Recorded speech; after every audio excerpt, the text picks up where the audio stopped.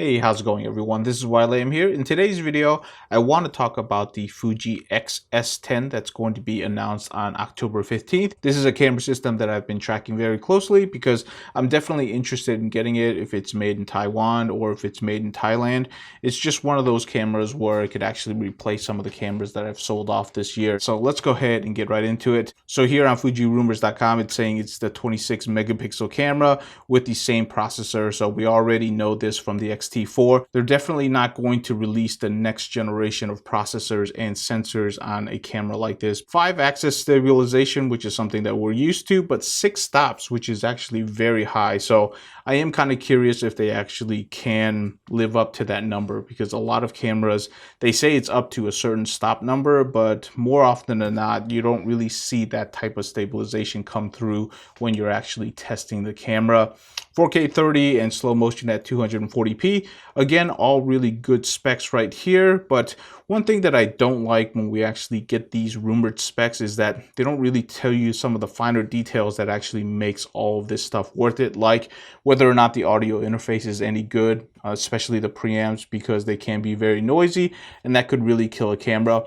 Or the fact that on the SD card slot, whether or not it's going to break up the videos into 4 GB segments. In a lot of the cheaper Fujifilm cameras, you don't get the latest generation of technologies in those SD card slots. So it is actually kind of annoying to actually film video on them because they keep breaking those video clips into 4 GB segments. So you have to kind of combine them together during post, which is very annoying. But hopefully they didn't do that and they actually have the best technology in this mid-range camera. But for $1,000, I don't really know if they're going to pack in everything that you want. They definitely need to skimp somewhere for $1,000 price tag, considering the X-T4 is still around $1,800. So it'll be interesting to see, what they got rid of and what they kept.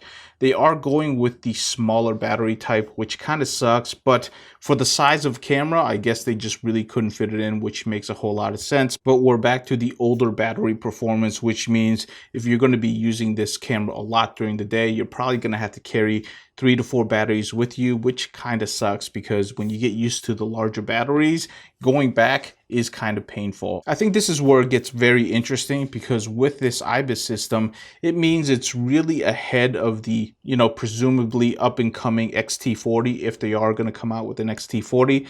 I think they probably stuck the S10 somewhere in here because they didn't want to put it into the X-T40 because they did want to keep it more affordable. But at the same time, does the X-T40 even make sense for this generation of cameras? Because I think the X-T40 is going to be a lot like the X-T30, maybe with just a selfie screen instead of the traditional screen that you see in the X-T30. So it could make a lot of sense that they decided to forego the X-T40 and went with this new camera style instead and made it charge just a little bit more. But at $1,000, it's still a really great price point, and it looks like the size of it is going to be really good. Now, just jumping over to the next article in which they talked about the dial. So I do have the X-T200, so I do have experience with the dial layout that they're talking about. And let me tell you, these dials on the X-T200, they're probably some of the best dials that I've actually used on a Fujifilm camera. So if they keep the same dials, I'm going to be very happy because I think even for a very affordable entry-level camera,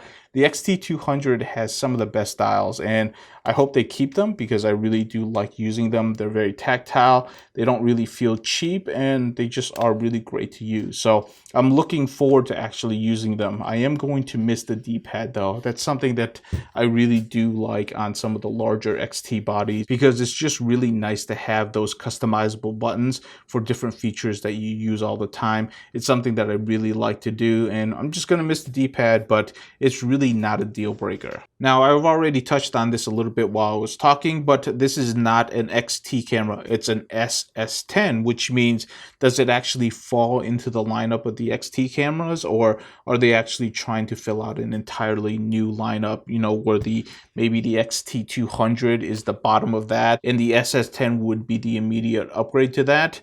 Doesn't really seem to make a whole lot of sense. The way that I look at it would be The X-T200 is definitely the new baseline for, entry-level cameras. They do have the X-A7, but I don't really like that camera compared to the X-T200. I think if you're going to get into the Fujifilm system, the X-T200 is definitely where you start off. It has everything that you want in an entry-level camera. It has great photography, it has great video features, and it's just right there, good price point.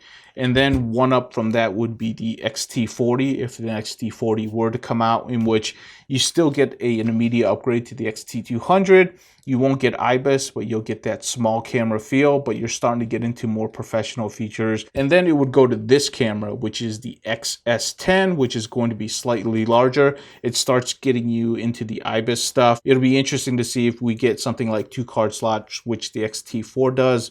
But really, we're starting to get really crammed up into the mid-range here because there's a lot of camera systems. So if the X-S10 is right above the X-T40, then it would be the X-T4, and then the X-H2, whenever that comes out, would be at the end of that. It looks like with Fujifilms right now, you could have as many as 5 camera bodies going on at the same time. That's a lot of camera bodies to have to spit out over a 2-year life cycle, maybe a 3-year life cycle. So it'll be interesting to see how many refreshers we get and whether or not they can keep up with innovation and technologies to actually satisfy having that many camera bodies. Definitely let me know what you think about the X-S10. Is it something you're interested in? What are you looking forward in that camera body, and what you think it's actually not going to have? Definitely let me know what you think.